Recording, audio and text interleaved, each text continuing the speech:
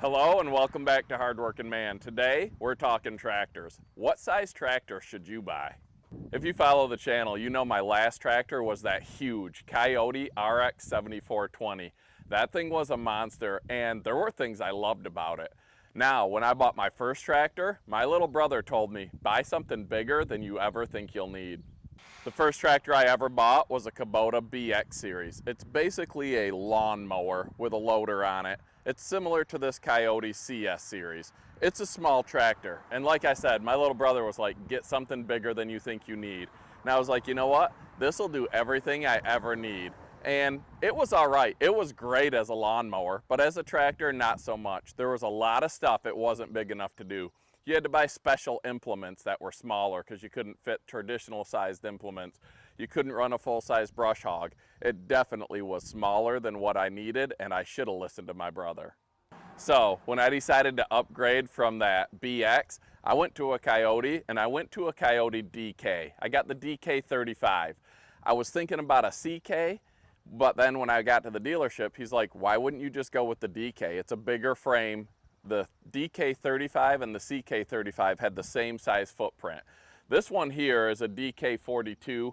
It's a little bit bigger footprint, but the difference between the CK and the DK and the 35 series was lift capacity because of the front axle. The DK35 was a pretty good sized tractor. It did a lot of what I needed to do, but the lift capacity wasn't great. I probably should have gone with at least a DK40, which had even an increased lift capacity. The DK35 was great for working in the woods. It was easily maneuverable. It could fit down my trails. It could fit, you didn't get jammed up in the woods a lot.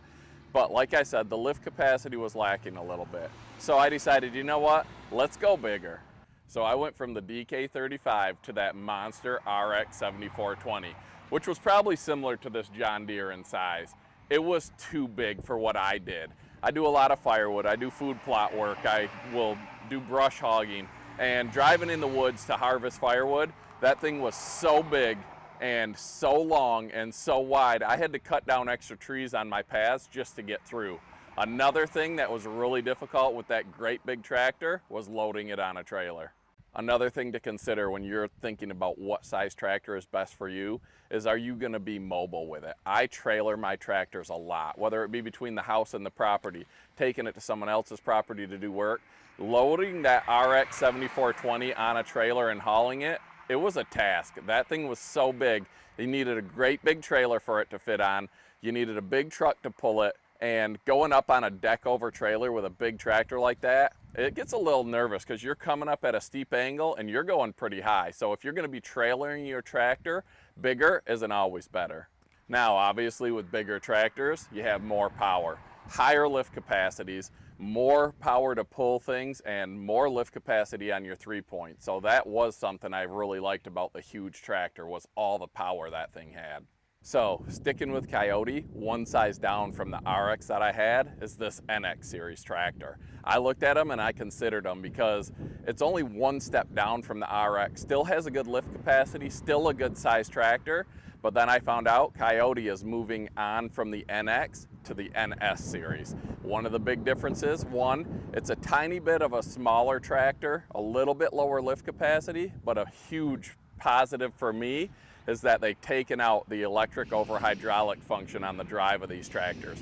So no computers controlling your movement, which you guys saw I had a few issues with on that RX series tractor. Another thing to consider is cabs, a cab or a ROPS. I personally go with a ROPS because I work in the woods a lot, and if you have a cab in the woods, it's a recipe for disaster. Now, if you're working in open areas a lot, maybe in a wood yard, maybe you're doing fields, getting it to mow your yard, plow your driveway, a cab is an awesome thing to have. You got heat, you got air conditioning. If you're working up a field, you're protected from all the dirt and the dust. But if you work in the woods a lot or around obstructions, the cab can be a detriment. Another thing to consider is, what do you plan on running? If you want to run a big tiller or a heavy-duty flail mower like I have, you need a tractor with PTO horsepower. So what am I going to do? I'm moving from the RX and I'm downsizing, but I still need the horsepower. Let me show you what I decided on. So one size down from the Kioti NX series, which is two sizes down from that RX that I had, is this, the NS 6010. I went with this because it still has good lift capacity, almost 3,000 pounds. So no, it's not the 4400, and it's a little less than the NX, but it's the mechanical drive. It's not the electric over hydraulic. It's just pure mechanical to hydraulic, which is something I really wanted. So in the NS series, this is the biggest one, the 60 horsepower. I needed that to still run my heavy duty flail mower and other PTO driven implements.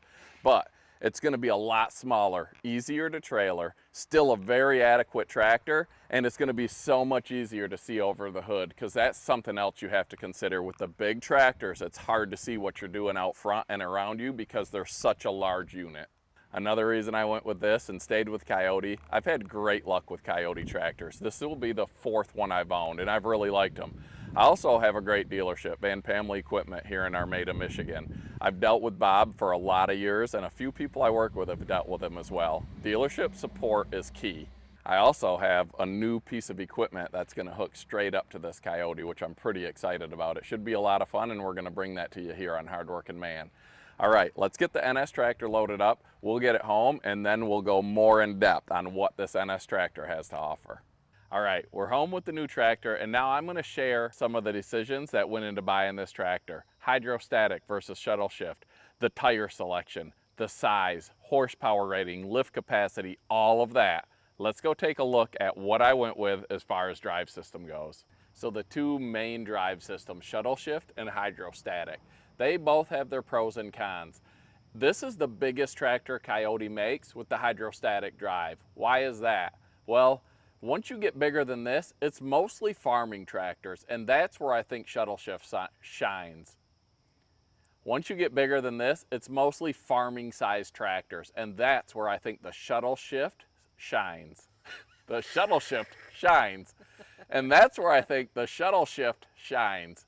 But hydrostatic is perfect for doing firewood work, for doing loader work, for doing work around the house, around the yard, around your property. So when you're going to buy a tractor, you need to ask yourself, am I going to be working on my property, short distances, changing directions a lot, or am I going to be working big open fields? Because that, I think, is key in your decision.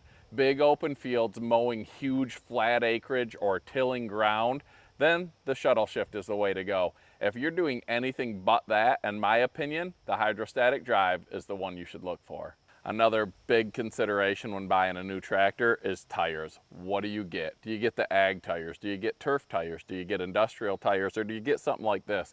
It's sort of a mix between the industrial and the ag tire. This is the R14. It's what I went with. Ag tires are way more aggressive. If you drive them on your property, on your land, you're going to tear it up a little bit. Another thing that's different between ag tires and industrial tires is how thick they are. Industrial tires are made out of a lot thicker rubber, so they're going to be harder to puncture for working in the woods. If you're working around, doing roofing and you got nails, then the industrial tires are definitely the way to go.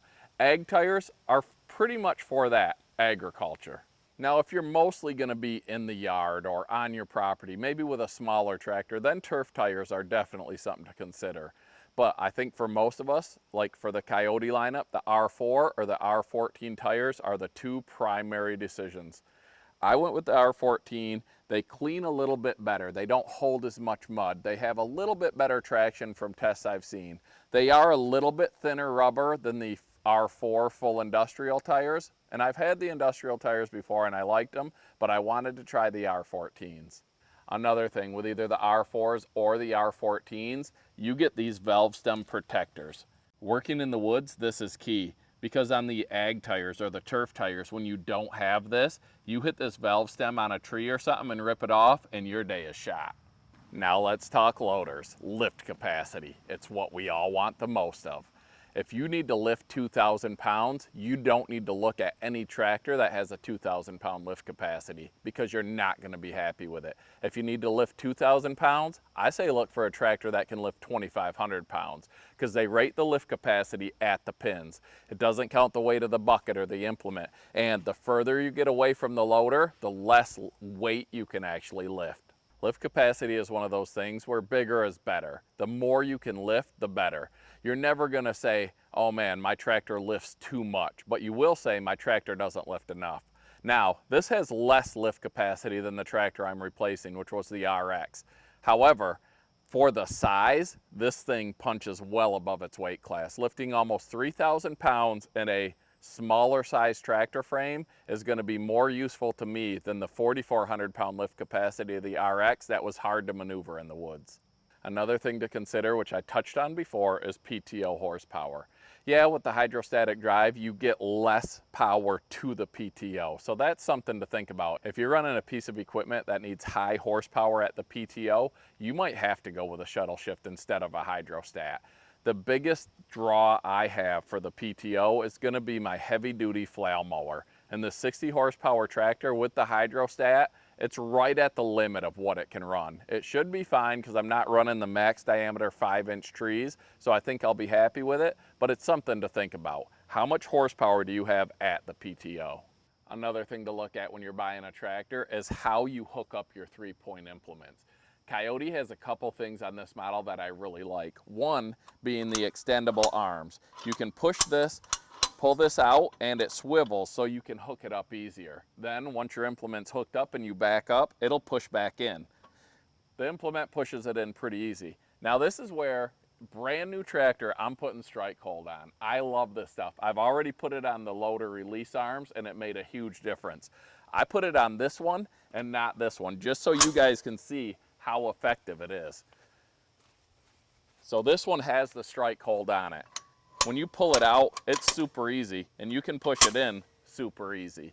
This one isn't bad because it's brand new, but it takes a lot more to get it to go back in. You get the strike hold on that, it dries to a smooth, hard, slippery surface, and it just makes everything work better.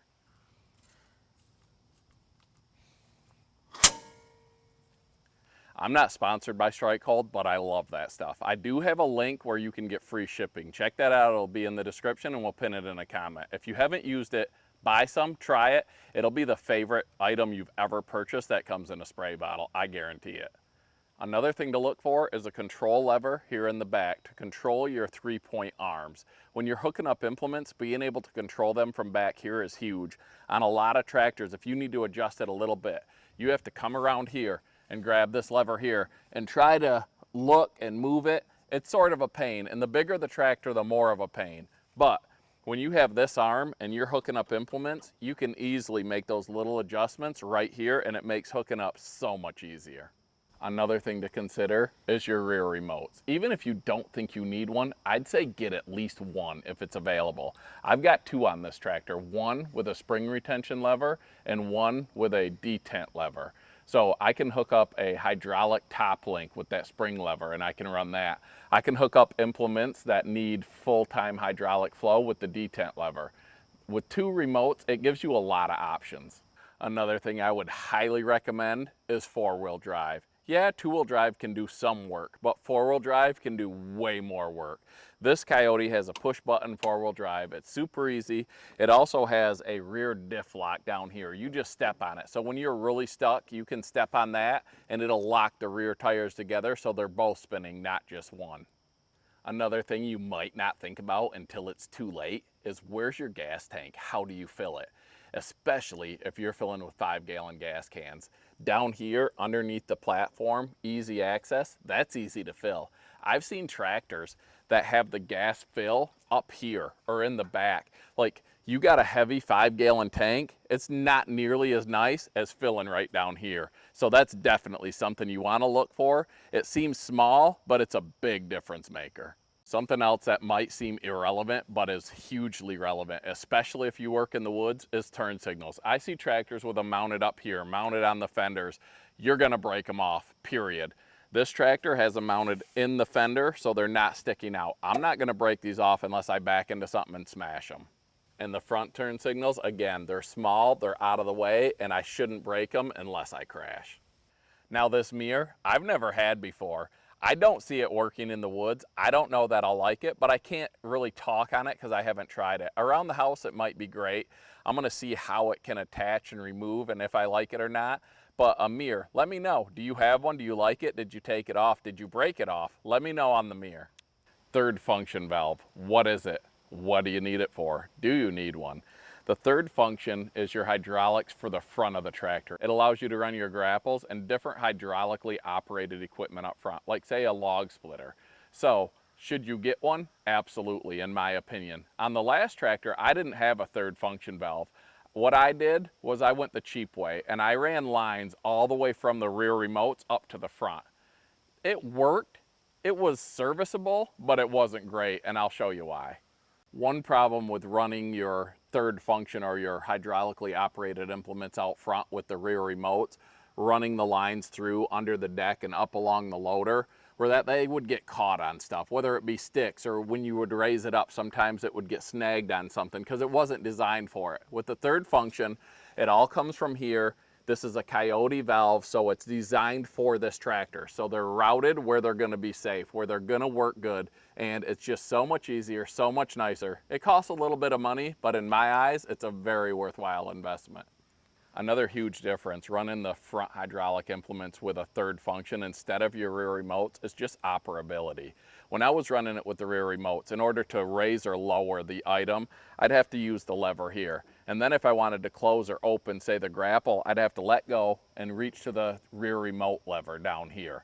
With a third function, it's these two buttons, so you can easily open and close your grapple while you're moving it. It's so much easier, so much more useful, and so much more operator friendly.